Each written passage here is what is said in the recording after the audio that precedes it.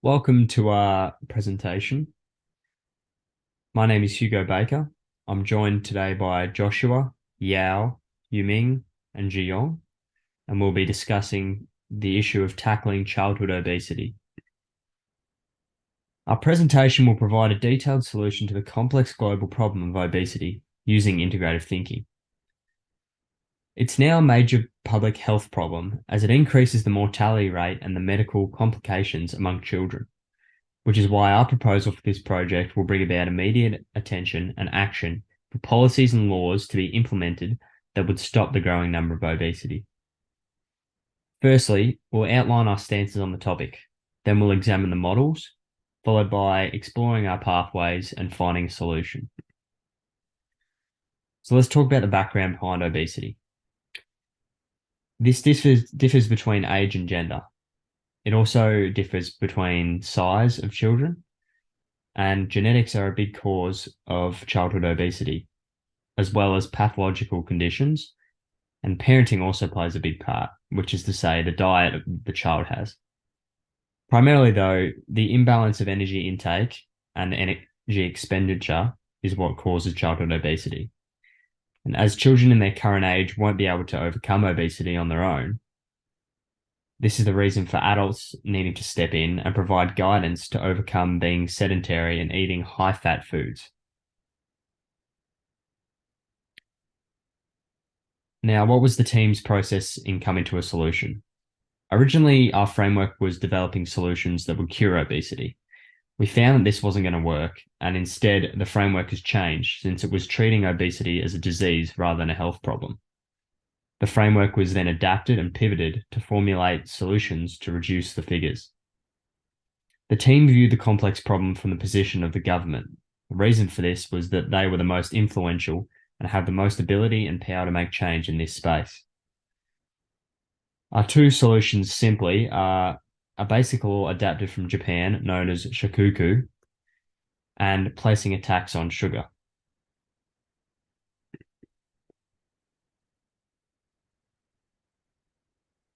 Now I'll be presenting the first and second stage of the integrative thinking process. The first stage, which is articulating the opposing models.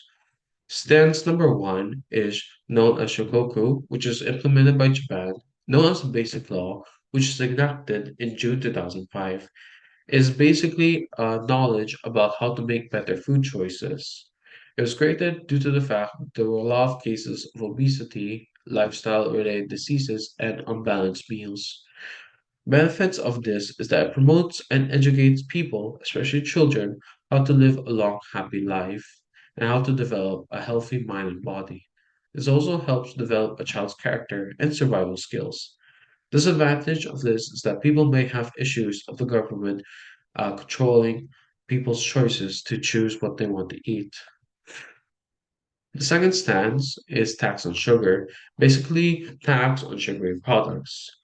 Norway followed this kind of law or implemented this law, which helped lessen the consumption of sugar products, which now they have about an average of 27 kilograms per year, while America has 34 kilograms per year. It also lessened the calories being consumed. But there are also disadvantages of implementing such a law, such as making it look like sugar is the main cause of obesity, which isn't the case, as there are other reasons as to why obesity happens. There are also other ways to lessen calories being consumed, such as eating less saturated fat or exercising more, and that the government could have done other methods besides implementing tax, as they have a long manpower and influence and that people will find ways to avoid paying tax. An example can be is that they would buy sugary products from countries that do not follow this law. Now, so the second stage is examining the models. The difference between the first and second stance is that the first stance promotes education, while the second stance implements sugar on tax on sugar.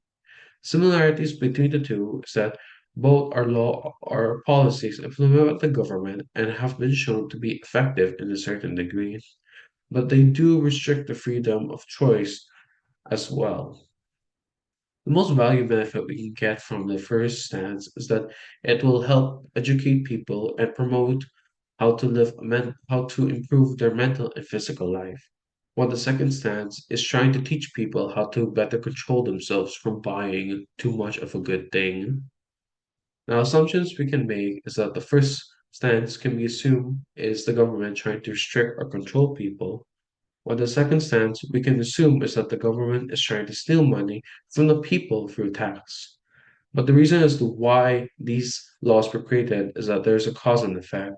For stance number one, the cause is that there were quite a lot of irregular, unbalanced meals happening in Japan, which effectively increased the cases of obesity and lifestyle related diseases.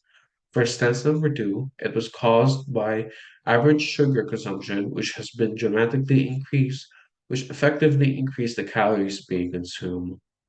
But the problem being solved between the two stances is that the first stance is trying to educate people how to change their lifestyles in a more healthy way.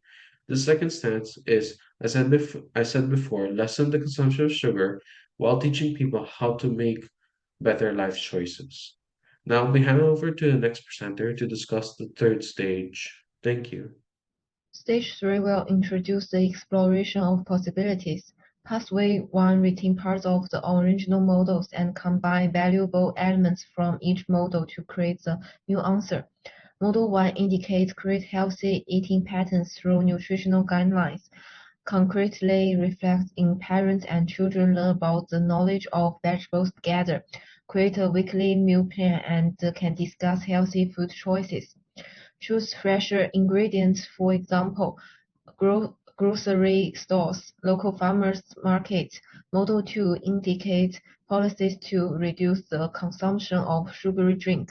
Government formulate pricing and economic tools to reduce like higher tax on sugary drinks, freezing out of sugary drinks availability in school and children's settings. The government can run public interest campaigns and lectures on childhood obesity and healthy eating. Now moves on Pathway 2. Pathway 2 creates a new model by combining Model 1 and 2. Model 2 has been extended to include the parts of Model 1 that we care most about. The new causal relationship is the government's efforts to reduce the sale of sugary drinks in schools and children's plays, are conducive to the promotion of a healthy nutritional model that can effectively reduce child obesity. The expansion of the model is that the government runs public interest campaigns and lectures on child obesity and healthy eating. It is aimed at parents to make their awareness of the danger of child obesity and the importance of healthy diet. The goal of Pathway 3 is to break down the problem so that each model can be applied to the different part of the problem. First, let's suppose the government sets a economic policy. This step preserves the solution of the existing model, and then we use a specific example to say how does this hypothesis affect. The UK government introduced a soft drink industry levy. Producers are taxed according to the sugar content of their drinks. The government will invest the tax money raised to build sports facilities in schools. Manufacturers have reduced the sugar content of drinks, the equivalent of 45 million kilograms of sugar a year.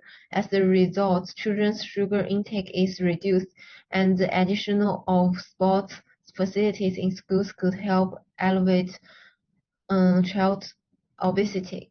Hello, Professor. I'm Jiyoung Jen. Thanks for Yao Zhong's introduction about here two models create health eating patterns through nutrition guidelines and policy reduce the consumptions of sugar drink.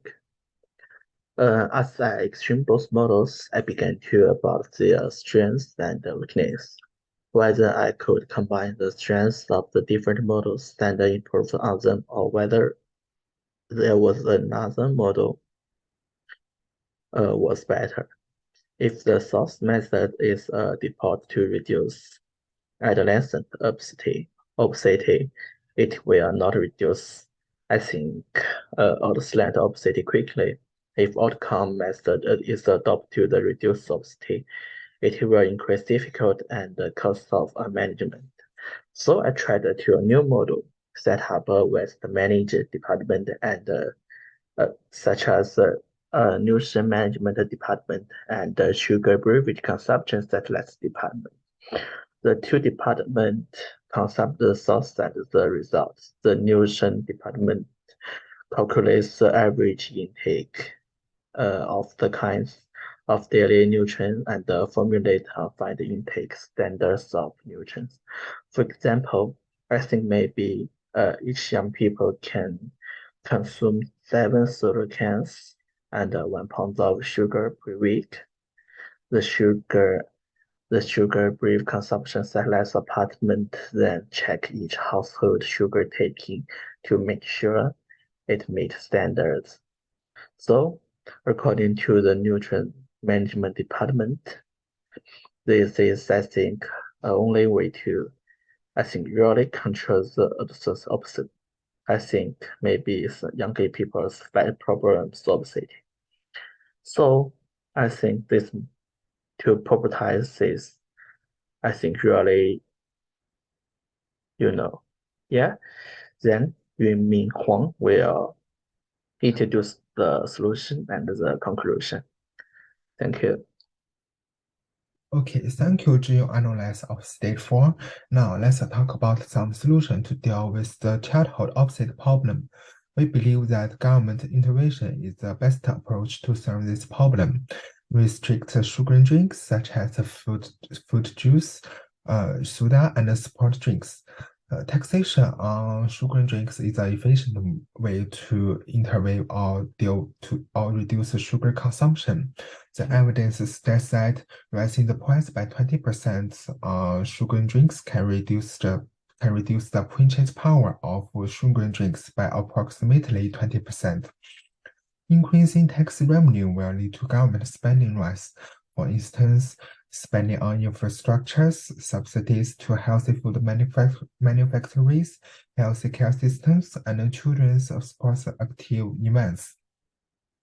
Additionally, the government can also cooperate with children of primary school to provide whole grains, vegetables, and fruits to replace fast food.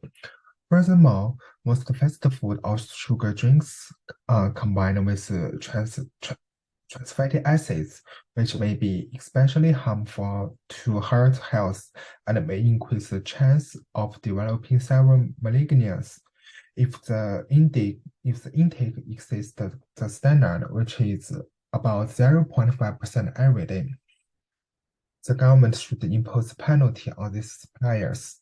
Eventually, the government can enact a policy to make sure a child weighs frequently, like twice a month. Not only children need to be supervised at school, but also at home, where parents need to monitor their children's weights. Meanwhile, the government should discuss with children's health care providers and find offset problem at times, and also making some videos and advertisements to describe the negative effects of fast food or sugary drinks. To sum up, child offset has become a serious problem in society at present. In this project, we discuss two models that can effectively address childhood offsets and provide a synthesis of these two models. At the same time, the benefit and the drawbacks of the two models has been discussed.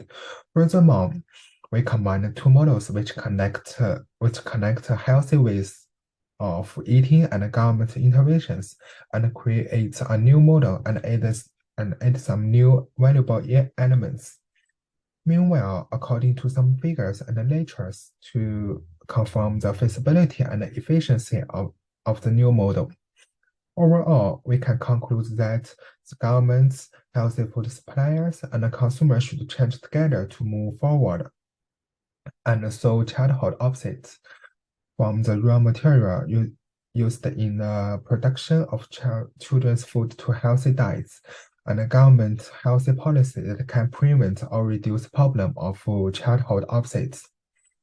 That is our presentation. Thank you for listening.